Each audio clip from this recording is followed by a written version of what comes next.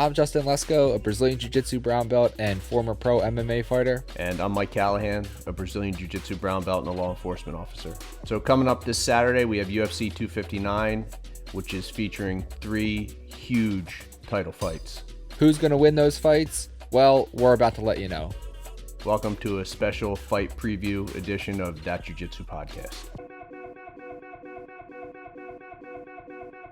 Do you think we should work from the bottom up or main event down? Bottom up. All right.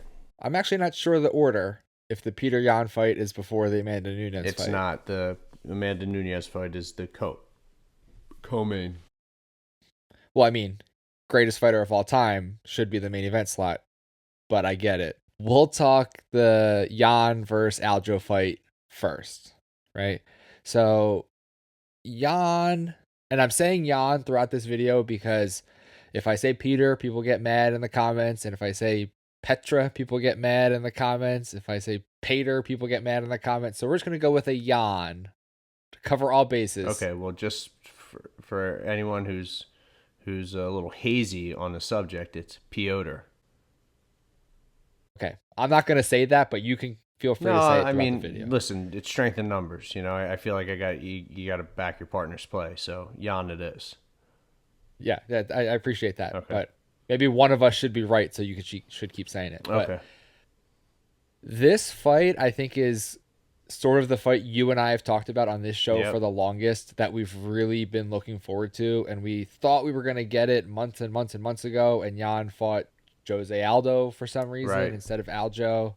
Let's look at both guys leading up into this fight. We'll start with Yan as the champion. My man's on a 10-fight win streak. He just beat up 2 legends back-to-back, Jose Aldo and Uriah Faber. Yep. He demolished Jose Aldo. Like, that fight was not close. We talked about this on the show about, was it not stopped in time? Should it have been stopped earlier? Yeah, that was a one-sided beating.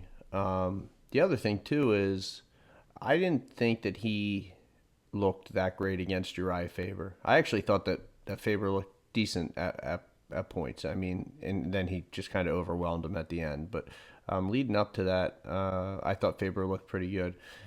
The argument against those performances when you're talking about Yoder is that those 2 guys, Uriah Faber and Jose Aldo, are well past their primes. Well, that's a point that Jamaine Sterling brought up in the lead up to this fight. You know, Yan, if you look at the most recent guys that Yan has fought, you could kind of consider them to be like yesterday's news. Yeah. And I know that's diminishing a lot of accomplishments by those guys, but he fought John Dodson is 36. Jimmy Rivera is only 31, but he has a lot of, quote unquote fight miles on him. Yeah, he's got a lot of miles. Uriah Faber is 41 years old. Jose Aldo is 34, again with a lot of miles on him.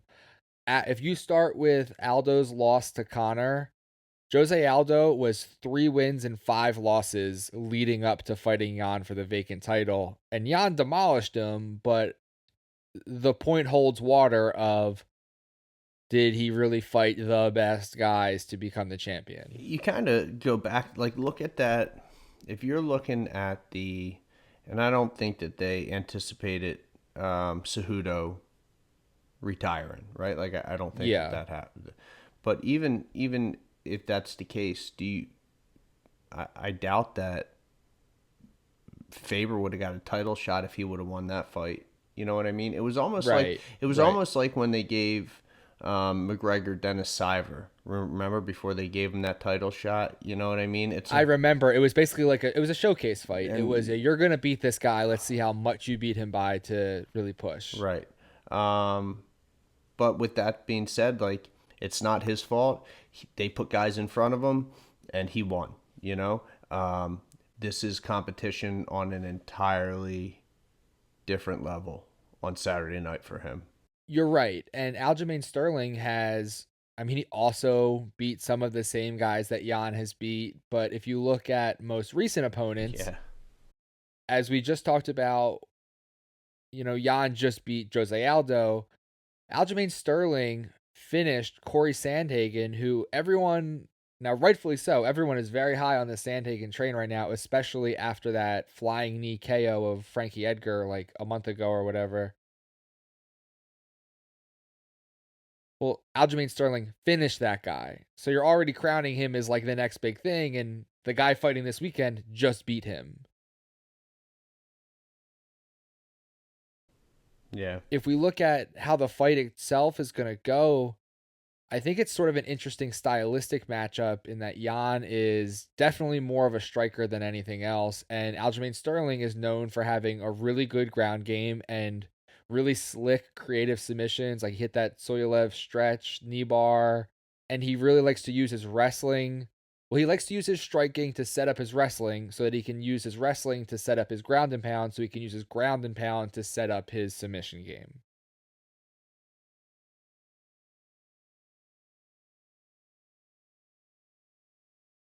I have a hard time believing that Aljamain Sterling isn't going to take over this division. You know what I mean? I think in this fight, it's what's going to determine this fight is whether Yan can counter Sterling's kicks, close the distance, and do damage on the inside. You know, Yan likes to fight with pressure.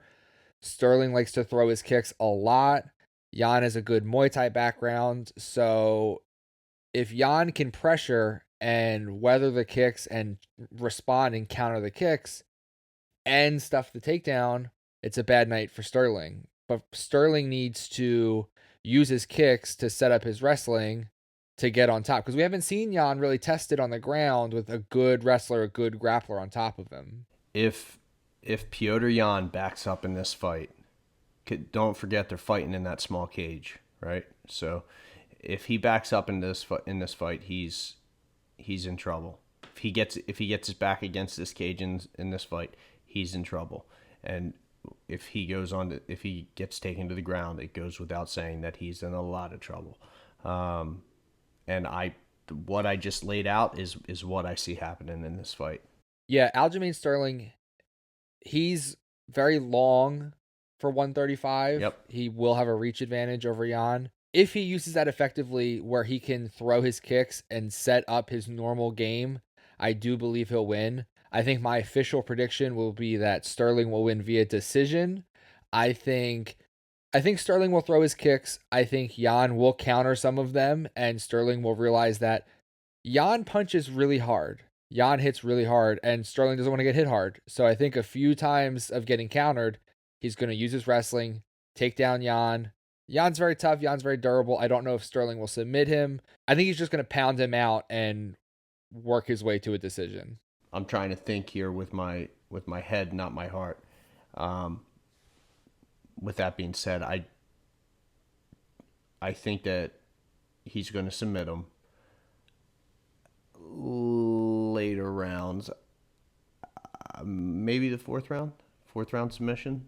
But yeah, I think there's going to be a new bantamweight champ, and I'm stoked. I'm stoked to see where it goes from here. Moving right along, this will probably be our shortest discussion of the night because Amanda Nunes versus Megan Anderson. Megan Anderson, not Megan Anderson. I like how you did it. See your face. I could see your face looking like waiting to catch me to say it wrong because you think I'm bad at pronunciations. No, I don't think you're bad, but I just it's spelled Megan, but it's Megan. Good for you.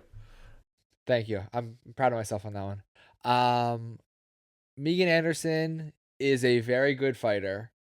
Amanda Nunes is the best fighter. Mm-hmm. And there's levels to this sport. There's levels. But before we get into it, we'll look at, leading up to everything. We'll start with Megan Anderson because I think we're going to talk mostly about how good Amanda Nunes is. Right. But, Megan Anderson, she hasn't fought in a year. She is coming off back-to-back wins against Zarafame Dos Santos and Norma Dumont. She's very tall as well, just like Aljamain Sterling. She's very tall for her division, and she is very good at using her range. We've seen her have good pop in her hands, and she really swarms people if she gets them hurt, which I don't think she's going to get Amanda Nunes hurt, but she does. But we've also seen her struggle grappling. Felicia Spencer choked her out. That was her last loss, was to Felicia Spencer. And since 2018, she lost to Holly Holm and then beat Kat Zingano and then lost to Felicia Spencer and then won 2 fights in a row against people who you couldn't be blamed if you've never heard of them. Right. Again, it's it's kind of like the Yoder Yan thing. It's she beat who they put in front of her, right? The UFC female featherweight, the women's featherweight division in the UFC is it was made for Cyborg. When Amanda Nunes beat her, like they, you'd be hard pressed to name a bunch of people in that division. It's not one of their stronger or deepest divisions, you know. Let me ask you this side question. Amanda Nunes wins this weekend. Is this the end of women's 145? I don't know. I mean, like you feel bad for the women's featherweights, right? Like if that's the case, but like there's just not a lot of appealing fights in there, and um, if they still have that contract with Invicta, maybe you let them Invicta take over the featherweight because it's not like you're thinning out 145. You know, just put them all under one banner and let them fight. You know what I mean? But yeah, I don't know who else she's gonna fight at 145. You know what I mean? Like I don't. And it's a challenge. Like Megan Anderson's 6 foot tall. She's got a 72-inch reach, which she's only got a 3-inch reach advantage over Nunez. But you know she's an accurate striker. She works well behind her jab, but it's just if Amanda Nunez gets her to the ground, it's over.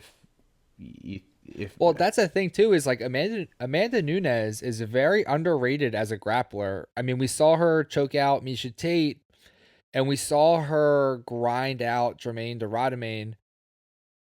I think that we could see a similar fight like that when she fought Jermaine, where if she's having trouble with the reach of Megan Anderson, Amanda Nunes can put her down, pound her out, grind her out, and beat her up for 5 rounds if she has to. Yep. Amanda Nunes, I've said it before in this show, but she has beaten every woman who's ever been a champion at 135 or 145, and she finished them. And she has wins over Valentina Shevchenko at 135, and she's the 125-pound champ. So, again, levels to this. I think it's an easy night for Amanda Nunes. I think she wins via knockout in the first rounds. It's gonna be over. She wins by whatever she wants to win by in the first or second round. Well, you have to make an official prediction. I You, don't you have know. to pick TKO in the round. second round. Okay. You have to make it like an official I know, but round and method. but it's almost like we're watching Anderson Silva back in his prime. It's just like whatever she wants to do, she's gonna do. On to the main event. The main Now, event of the evening. I am going to set aside my personal desire to grapple a no-gi sub-only match with Izzy. I like him a lot, but I'll set aside my I want him to win so it's more prestigious when I tap him. You're an emotional picker too. I am. I 100%. I get lit up on Instagram all the time because I'll post the card of who I think will win, and I'll pick a lot of underdogs because I like them better, and people will get mad on the comments on Instagram. But I like both of these guys. I like Adesanya more, and I think he's a better fighter. Adesanya has beaten like all of the top guys at 185. He beat Romero, he beat Costa, he beat Gastelum, he beat Brunson, he beat Whitaker, he beat Anderson Silva, which I think people forget somehow that he fought Anderson Silva, which again was a really weird fight. Right. He also dry humped Costa. I think he was the only one that got the dry humping out of the guys at 185. Yeah. But he's fun to watch, man. He looks like he's having fun in there. He's got fun technique. He's a surgical striker, and he looks like he's just styling on people and having a good time, and it's fun to watch. He is and he looks like he's improving. Right. Which is scary. Which is a scary thought. Right. He looks like he's improving. Like the Paulo Costa fight was supposed to be his hardest fight, and It wasn't. But did you see Paulo Costa's excuse right now is that he was hungover and that's why Izzy beat him? yeah, he's in Come it. on, man. Just take your L. he's Just in take your L. It's a stupid excuse. And if it's true, then shame on you. But anyway, so my man Jan is just like nowhere near a fluid striker, nowhere near as smooth on his feet, but my man just walks through punches. You know And that, throws hard. He's and not a surgical striker, yeah, but he throws hard. that those exchanges. Like here's another thing. Now that there's not a crowd in the stands, right? Like you can hear the violence of these exchanges, right? That exchange that he had with Dominic Reyes before he put Dominic down was it was like painful to listen to. Like they were slinging leather, man, and it was you could hear it. You could hear the bad intentions that they were throwing them with. Um, like if he hits Izzy with a couple of those shots, like Izzy weighed in today at 200.5 pounds with sweatpants on. You know, so Holding a box of pizza. yeah, he'll probably be 200.5 pounds, 201 pounds tomorrow for the fight. Jan's going to be like 220, you know? Yeah. So there's a definite size advantage. Luke Rockhold was a very smooth and fluid striker, you know, and Jan just kind of waited, you know, was biding his time in that fight, and then just unleashed and fucking turned the lights out. Demolished him. Yeah. Demolished him. Turned the lights out. What's kind of a fun story about Jan is he did not have a good start to his UFC career. He lost 4 of his first 6 fights in the UFC, and then he went on an 8-1 run to win the vacant title, like you said, against Dominic Reyes.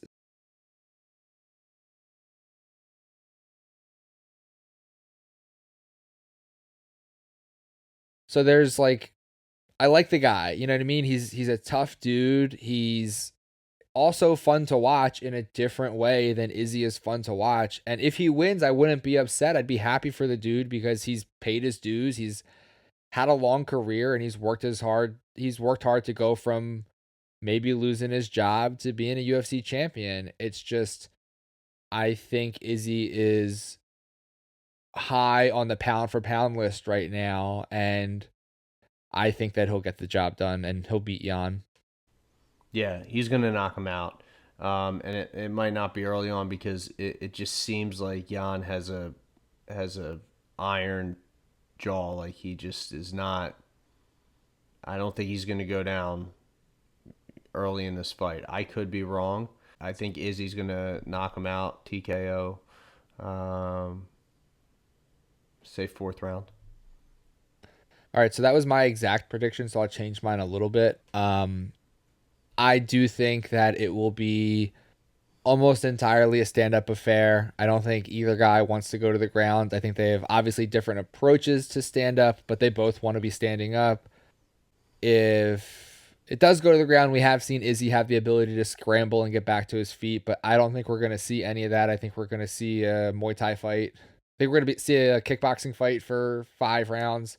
I also was going to predict that Izzy would win by KO in the 4th for all of the reasons you just said, Jan's durability and his ability to just keep moving forward and stay in there. I'll change it a little bit so we're not exactly the same, and I'll say that Izzy's going to put him out in the 3rd because that would be more exciting, so my pick would be more exciting. But all right, let's run through the card. So Jamaine Sterling versus Yoder Yan. Yep. I'm going to say Aljo is going to win via decision. And I said sub in the 4th.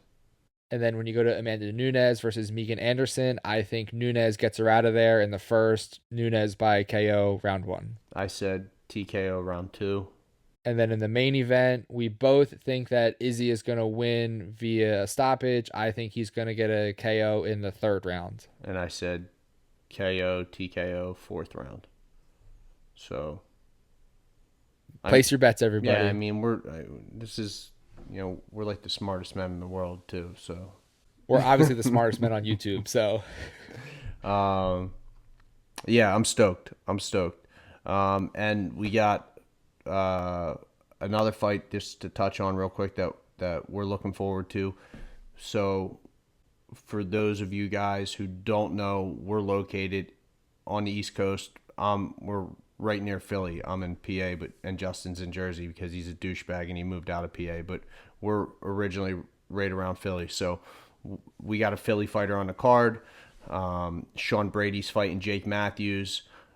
Sean Brady's an undefeated prospect. I think he's 13-0 right now.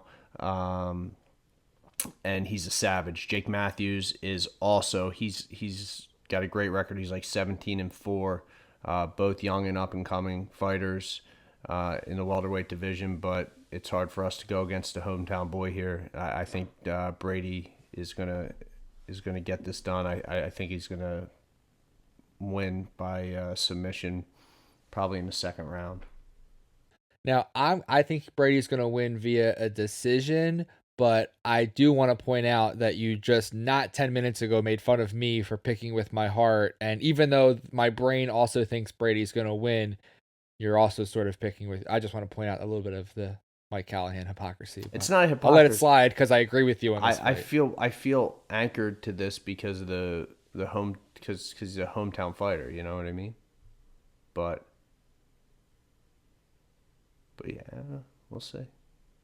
We're going to admit the bias in this one, but admit that we're also predicting based on logic and reason. So, yeah, I'm excited. That's on the prelims, but there's a ton of other fights. Like Dominic Cruz is fighting on the prelims.